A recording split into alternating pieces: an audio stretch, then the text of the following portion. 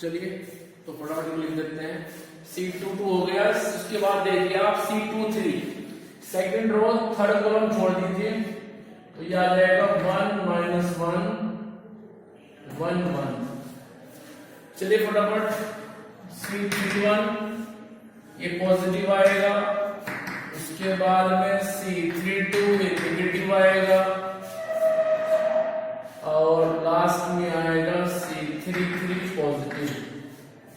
33 के लिए आएगा 1 माइनस 1 2 1। 32 के लिए आएगा 1 2 1 3 सॉरी माइनस 3 और 31 के लिए आएगा 31 के लिए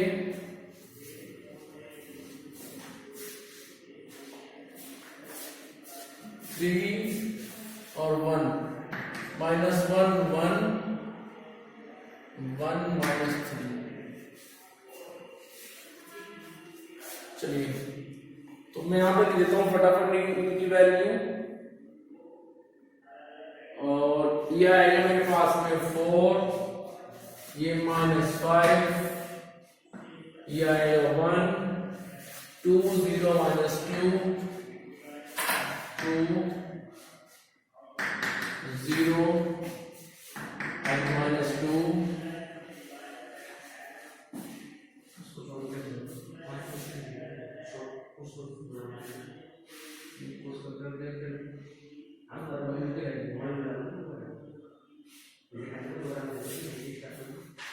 ये फोन उठा के जाएंगे फोन उठा के जाएंगे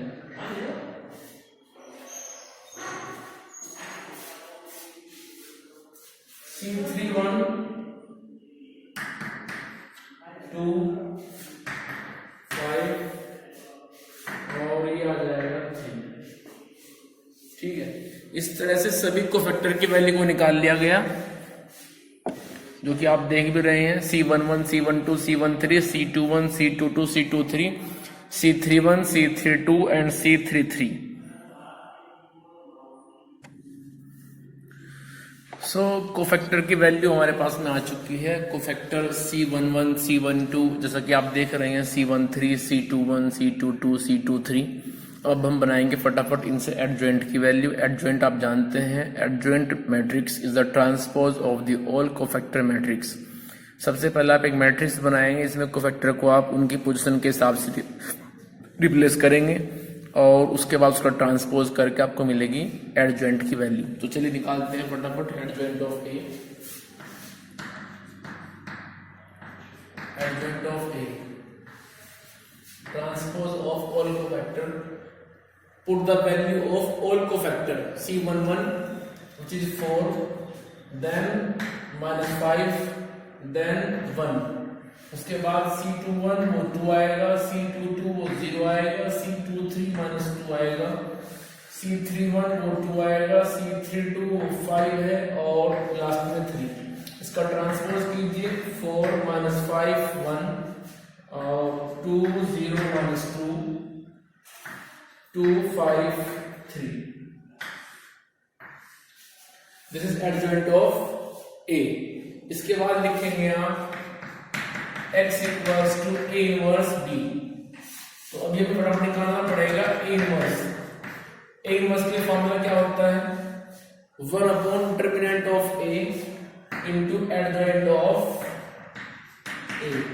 1 upon determinant of a, determinant of A की वैल्यू मेरे पास में 10 है इनटू एडजॉइंट ऑफ ए वो मेरे पास में है 4 2 2 minus 5 0 5 1 minus 2 3। ठीक है, अब इसके बाद मुझे थोड़ा रफ करना पड़ेगा बोर्ड, तो जल्दी से आप ले लीजिए स्क्रीनशॉट, फिर मुझे आगे चलना है।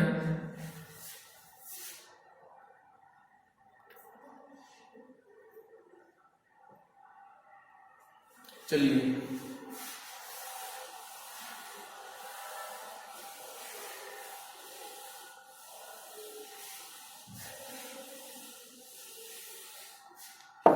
उसके बाद में हम लिखेंगे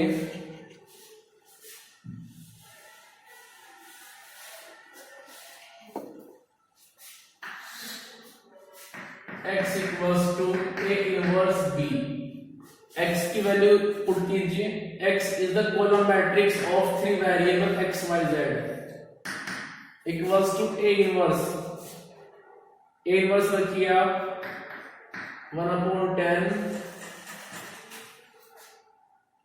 4 2 2 -5 0 5 1 -2 3 इंटू बी। बी को रखिए आप, बी मेरे पास में था 402। अब इसके बाद में आप मल्टीप्लाई करेंगे इस मैट्रिक्स को इसके साथ और बनाएंगे एक कॉलम मैट्रिक्स। और कॉलम मैट्रिक्स बनेगा यहां से 20 -10 10। अब इन सबको आप मल्टीप्लाई करेंगे 1/10 से तो बनेगा 2 - 1 1। और इधर मेरे पास में है x y z। ठीक है, सो इस तरह से value of x is 2, value of y is -1 and value of z is 1। Clear? Question finish हो चुका है। जल्दी से कॉपी कर लीजिए फटाफट, फिर हमें आगे चलना है। और यहां पे हम एक क्वेश्चन और सोल्व करेंगे आगे।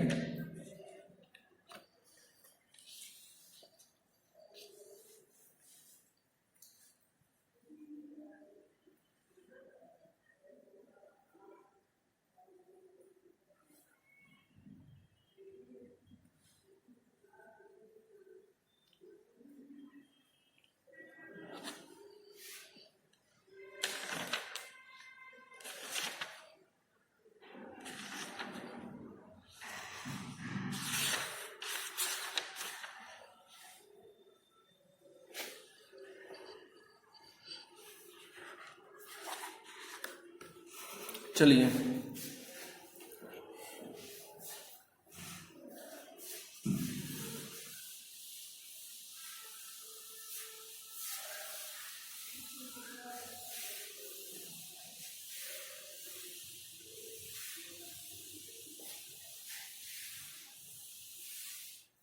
ये जो क्वेश्चन ले रहे हैं हम, ये ले रहे हैं हम 3/3 के लिए।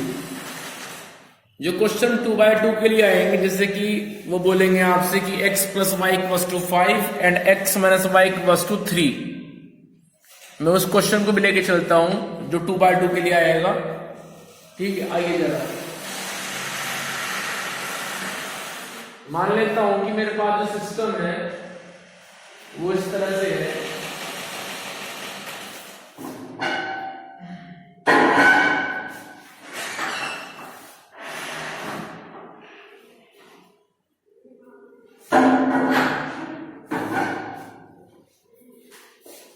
Let system is 2x + 6y = 4 and x -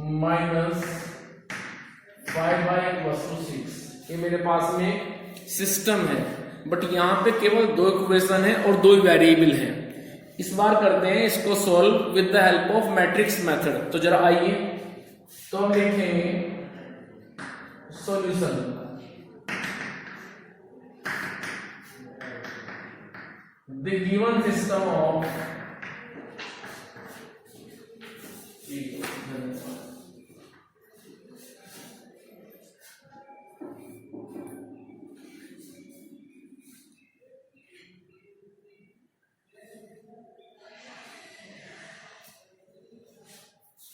The given system of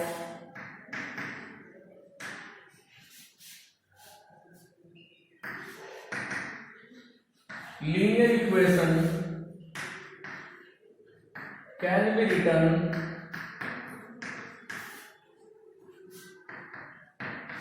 in matrix form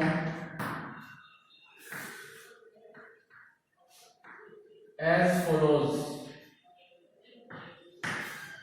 जो ये सिस्टम है इसको हम इस फॉर्म में लिख सकते हैं जो अब मैं अब लिखूंगा।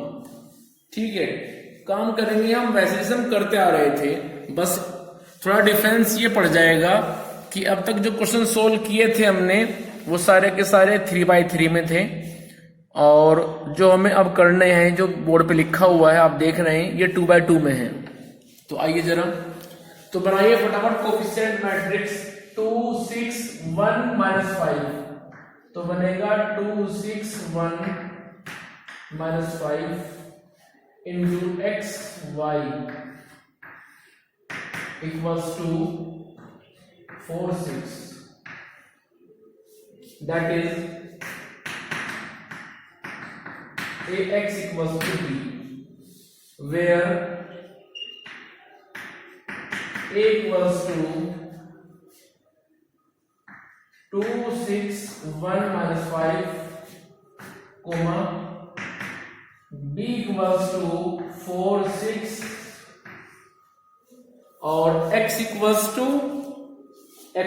आ जाएगा column matrix of X Y. ठीक है, तो चलिए आगे अब निकालते हैं फटाफट डिटर्मिनेंट ऑफ ए की value. Determinant of A which is 2 6 1 -5। हमने सिर्फ क्या किया, जो मैट्रिक्स में लिखे हुए एलिमेंट थे उनको हमने डिटर्मिनेंट के अंदर लिख दिया। हमने सिर्फ इतना काम किया है। तो आइए जरा, तो ये बन जाएगा 2 × -5 -10 -1 × 6 6, तो आएगा -16। सो डिटर्मिनेंट ऑफ ए इज -16। इसके बाद निकालेंगे हम ऑल कोफैक्टर्स, क्योंकि यहाँ पे जो मैट्रिक्स ए है वो 2x2 में है, आप देख भी रहे हैं। So we have only 4 element. तो जब हमारे पास केवल 4 एलिमेंट हैं, सो कोफैक्टर विल आल्सो 4। तो जरा आइए, तो पहले बनेगा C11, फर्स्ट रो छोड़ दीजिए, फर्स्ट कॉलम छोड़ दीजिए, तो ये मेरे पास में आ जाएगा -5। ठीक है, फर्स्ट रो छोड़ दीजिए, फर्स्ट कॉलम छोड़ दीजिए, -5। उसके बाद में C12 ये आएगा माइनस में। फर्स्ट रो छोड़िए, कॉलम नंबर 2 छोड़िए, तो बचता है 1। उसके बाद C21 आएगा माइनस में। क्यों आएगा माइनस में? क्योंकि -1 की पावर बनेगी, -1 की पावर बनेगी 2 + 1 it means 3, so it will be negative. Second row छोड़िए, कॉलम 1 छोड़िए, तो 6। उसके बाद C22 ये पॉजिटिव आएगा, because 2 + 2 is 4 and 4 is even, but यहां पे और यहां पे था odd, so due to odd C12 and C21 in negative। चलिए C22 सेकेंड रो छोड़िए, कॉलम नंबर 2 छोड़िए, तो बचता है 2। अब बनाइए adjoint of A. C11 C12 C21 C22 का ट्रांसपोज। C11 वो मेरे पास में है -5। उसके बाद C12 -1, C21 -6, C22 2। अब ट्रांसपोज कीजिए इसका, तो -5 -1 -6 और 2। कोई प्रॉब्लम? एडजॉइंट ऑफ ए निकालने के बाद निकालिए फटाफट ए इनवर्स। ए इनवर्स के लिए फॉर्मूला होता है 1 determinant of A into adjoint of A. 1 determinant of A, determinant of A की वैल्यू है -16 इंटू एडजॉइंट ऑफ ए, वो मेरे पास में है -5 -1 -6 और 2।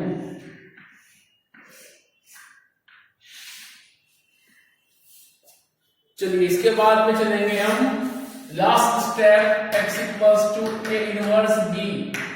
रखिए x की वैल्यू xy, रखिए a इनवर्स की वैल्यू 1 -16 -5 -6 -1 2। b मेरे पास में है 4 6। चलिए -1/16 -5 into 4 -20 -6 into 6 -36 -4 और 12। तो ये आएगा -1/16। ऊपर मेरे पास में है 56 और नीचे मेरे पास में है 8। अब कर दीजिए इसको डिवाइड, सॉरी मल्टीप्लाई कीजिए -1/16 से, तो ये आएगा 56/16 और 8/16।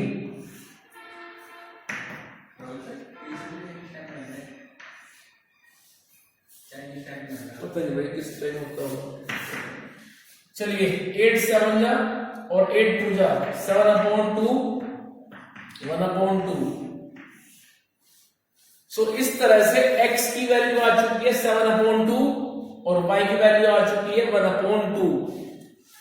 तो आप लिख देंगे x इज 7/2, y इज 1/2। अब ये सेटिस्फाई कराइए आप, हो सकता है कि ये आंसर ना हो। 7/2 1/2 को लेके इधर आओ, यहां पर रखिए 7/2 तो बचेगा 7 और इधर रखिए 1/2 तो बचेगा मेरे पास में 3। 7 + 3 आंसर 4 नहीं आ रहा है। 7/2 और 7 में से जाएगा 5 2। कहीं ना कहीं मिस्टेक हो चुकी है, मिस्टेक हुई है। -5 -10 -6 -16 C11 okay, C12 1 2 C21 C22 -5 -1 -6 2 -5 -1 -6 2। उसके बाद एडजॉइंट ओके -20 -36 और -4 12 8 56।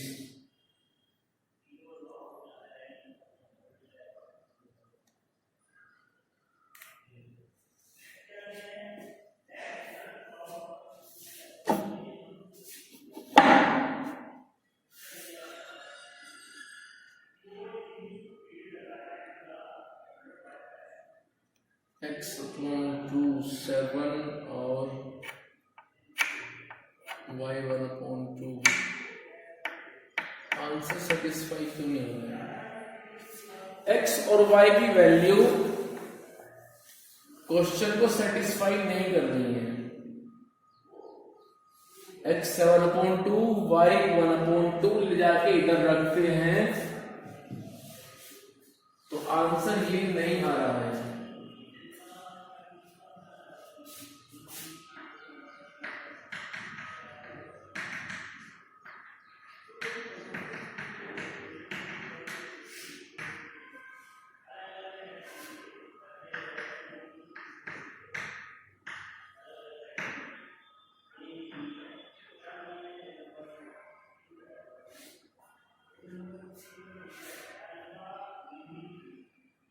अच्छा, इसमें मिस्टेक ये हुई है कि जब -1/16 से मल्टीप्लाई किया गया अंदर तो ये तो पॉजिटिव हो गया, बट ये जो सेकंड वैल्यू है ये तो निगेटिव होगी ना। सो y की वैल्यू आ चुकी है -12। अब आपका आंसर मिल जाएगा, करके देख लीजिए आप। x को रखिए यहां पे 7/2 और y को रखिए -1/2, आपका आंसर आ जाएगा। चलिए आगे और क्वेश्चन लेते हैं। ये मैंने आपको समझाने के लिए लिया था क्वेश्चन 2/2 में।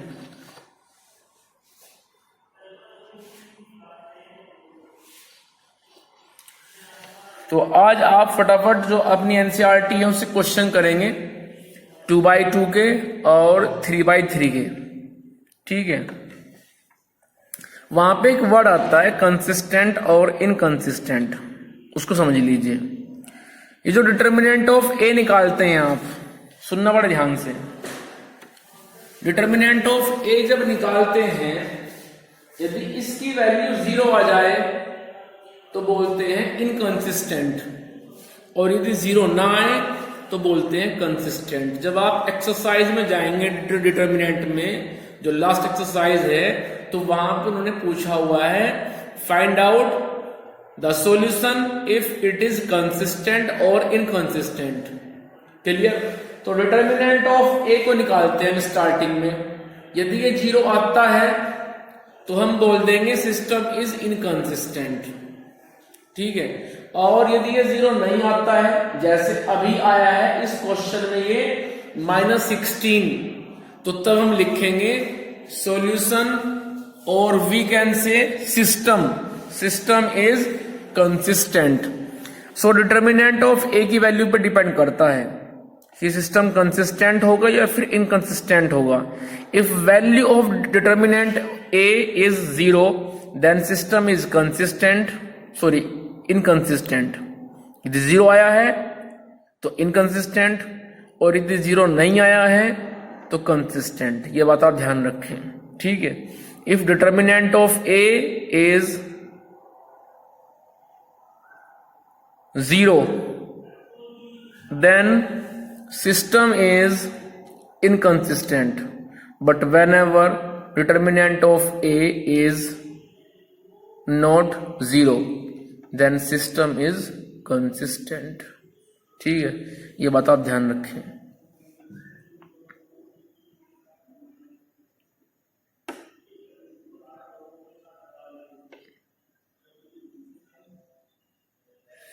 चलिए और क्वेश्चन देख लेते हैं।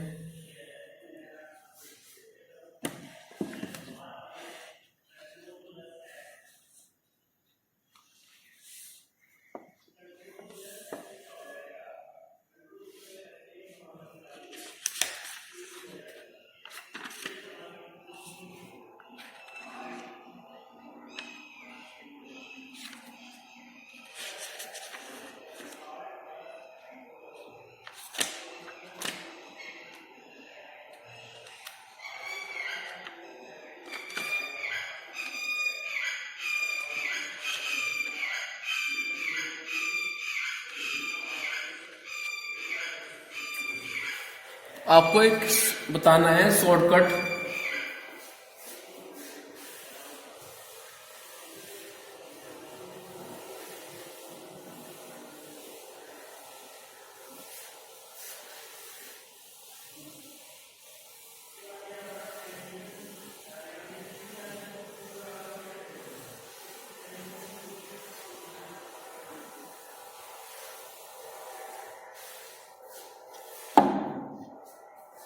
शॉर्टकट ये है,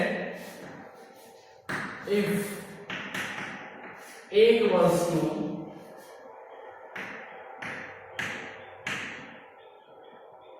ए बी सी डी, मेरे पास में ये ए एक मैट्रिक्स है A B C D, then adjoint of ए।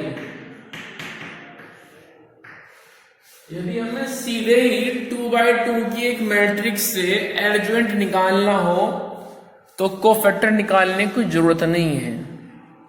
उसके लिए एक मेथड है, उसको आप याद रखिए, आपका काम हो जाएगा। मेथड क्या है? मेथड ये है कि जो ए और डी है इनको तो आप चेंज कर दीजिए, इनको आप इंटरचेंज कर दीजिए, और उसके बाद में जो बी और सी हैं इनके साइन चेंज कर दीजिए, तो ये आपको आंसर आ जाएगा। दोबारा फिर समझ लीजिए, if you have a matrix of 2x2 order and you want to obtain a adjoint of A directly within a second, then you have to apply the procedure that you have to interchange the element of main diagonal। जो main diagonal के element है वो आप interchange कर देंगे, D को ए के place पे, ए को डी के प्लेस पे, और जो बाकी एलिमेंट हैं ये दोनों इनके साइन चेंज कर देंगे। जैसे मान लीजिए एक वस्तु मेरे पास में है 2 1 -4 -5, और आपको बनाना है सीधे ही एडजॉइंट ऑफ ए। ये ट्रिक है, ठीक है, ये एक शॉर्टकट है, आपको बता रहा हूं मैं। तो इन दोनों को आप इंटरचेंज कीजिए, -5 और 2, और इन दोनों को आप साइन चेंज कर दो, -1 और 4। ठीक है, तो ऐसे आप किसी 2x2 की मैट्रिक्स से सीधे ही निकाल सकते हैं एडजॉइंट ऑफ ए। समझ में आया कुछ? जो मेन डायगोनल के एलिमेंट हैं उनको आप इंटरचेंज करेंगे, और जो अनदर डायगोनल के एलिमेंट हैं उनके आप साइन चेंज करेंगे। But this procedure is applicable only in 2x2 matrix, not in 3x3।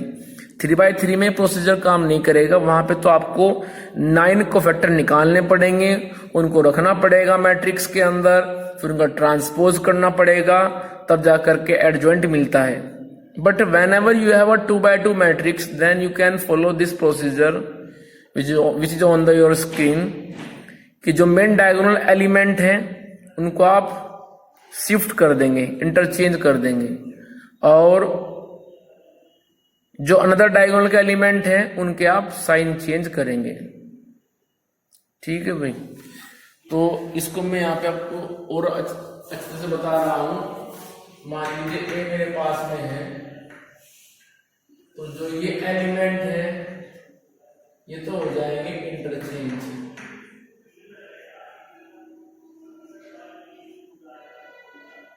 और इनका हो जाएगा साइन चेंज।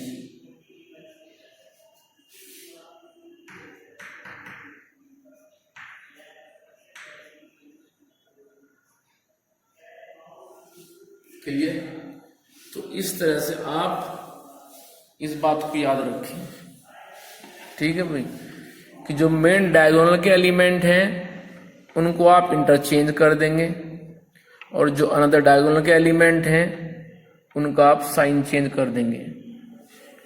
तो इस तरह से इसको आप कर सकते हैं। बाकी आप क्वेश्चन करते रहें, सभी क्वेश्चन करने के लिए अपनी नोटबुक को बनाएं, और ये कोई प्रॉब्लम आती है किसी बच्चे को तो वो मेरे से पूछ सकता है फ्रीक्वेंटली विदाउट एनी प्रॉब्लम। ठीक है, लेकिन आपका जो होमवर्क है वो चलता रहना चाहिए, आपको अपने काम करता रहना है, किसी तरह का कोई भी डिले नहीं करना है।